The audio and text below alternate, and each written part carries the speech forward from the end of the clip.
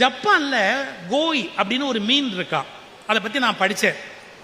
அது என்ன பண்ணுன்னு கேட்டீங்கன்னா, அது பாரு, இவ்வளவு அகலமுடைய ஒரு தொட்டியில் அந்த மீனை போட்டேன்னா இதுக்கு உள்ளபடி வளரும். நல்ல பெரிய தண்ணி தொட்டி வச்சு அந்த மீனை போட்டா அந்த சைஸுக்கு வளரும். ஏரியில கொண்டு போய் அந்த மீனை போட்டா பெருசா வளரும்.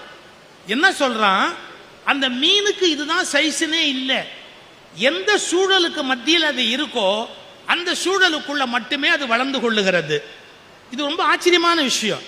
உலகத்திலேயே அதிக மீன் சாப்பிடுகிறவர்கள் ஜப்பானியர்கள். அதனால தான் அதிக புத்திசாலியாம அவங்க இருக்கிறாங்க. உலகத்திலேயே அதிகமா மீன் சாப்பிடுகிற பழக்கம் ஜப்பானியர்களுக்கு உண்டு.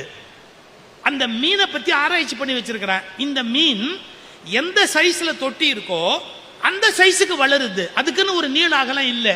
அப்ப என்ன அர்த்தம் தெரியுமா, நாம் அந்த மீனை போன்றவர்கள் நமக்கு சூழல் எப்படி அமைகிறதோ அந்த அளவுக்கு நம்முடைய வளர்ச்சி இருக்க முடியும் அப்படிங்கிற ஒரு பெரிய உண்மையை முதல்ல நாம புரிஞ்சுக்கணும். அப்ப சூழல்னா என்ன? இப்ப இந்த காலேஜ் எடுத்துக்கிட்டீங்கன்னா இன்ஃப்ராஸ்ட்ரக்சர் பிரமாதமா பண்ணியிருக்காங்க. இதை விட இன்னொரு ஆச்சரியம், நான் பிரின்சிபால் சார்ட்ட சொன்னேன், நல்ல மரம் வளர்த்துருக்கிறாங்க, கிரீனரி பிரமாதமா. இன்னைக்கு நேச்சரை பேணுவதற்கு ஆளே இல்லை, அருமையா மரங்கள் நட்டு வச்சிருக்கிறாங்க. இதெல்லாம் நம்ம சந்தோஷப்படணும். ஒரு லேப் வச்சிருக்கிறாங்க, பிரமாதமான லேப் வச்சிருப்பாங்க, லைப்ரரி வச்சிருப்பாங்க. நீங்க விளையாடுறதுக்கு இவ்வளவு பெரிய கிரவுண்ட் வச்சிருக்கிறாங்க. தம்பி, நீ பிஇன்னு ஒரு டிகிரி வாங்கிட்டு போனா பெரிய வெற்றி இல்லை. கிரவுண்டை யூஸ் பண்ணியா, லைப்ரரியை யூஸ் பண்ணியா, லேபை யூஸ் பண்ணியா, இங்க இருக்கிற எல்லா விதமான பயனுடைய விஷயங்களையும் நீ முழுமையா பயன்படுத்தினியா?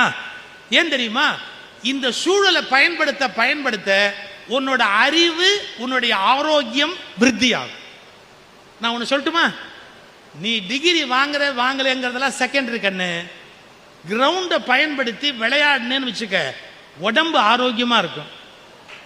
இது ரொம்ப ரொம்ப இம்பார்ட்டன்டான விஷயம்.